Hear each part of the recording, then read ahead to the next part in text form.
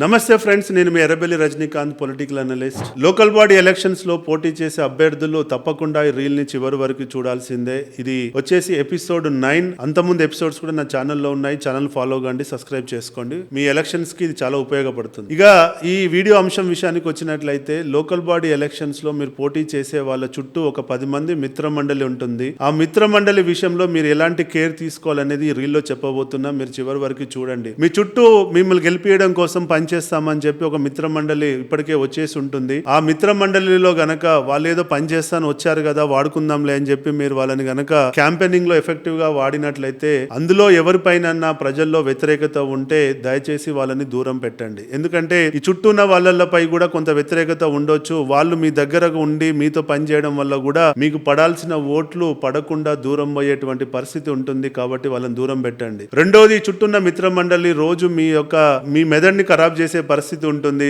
అలా జరుగుతుంది, ఇలా జరుగుతుంది, అక్కడ డబ్బులు పంచి పెడుతున్నారు, ఇక్కడ లిక్కర్ పంచి పెడుతున్నారు, అక్కడ కుల సంఘాలకు డబ్బులు ఇస్తున్నారు, ఇక్కడ ఇది ఇస్తున్నారు, మనం ఇవ్వట్లేదు అని చెప్పి మిమ్మల్ని మ్యానిపులేట్ చేసే పరిస్థితి ఉంటుంది. వాళ్ళు గాబరా పడి మిమ్మల్ని గాబరా పెడితే మీరు ఇబ్బంది పడతారు. కాబట్టి మీ నిర్ణయాలు మీరే తీసుకోండి. 10 మంది పెద్ద మనుషులతో మాట్లాడి ఆలోచించి నిర్ణయాలు తీసుకోండి. అంతేగాని చుట్టూ ఉన్న 10 మంది చెప్పారు కదా అని తొందరపడి నిర్ణయం తీసుకుంటే మీకు నష్టమే ఎక్కువ జరుగుతుంది.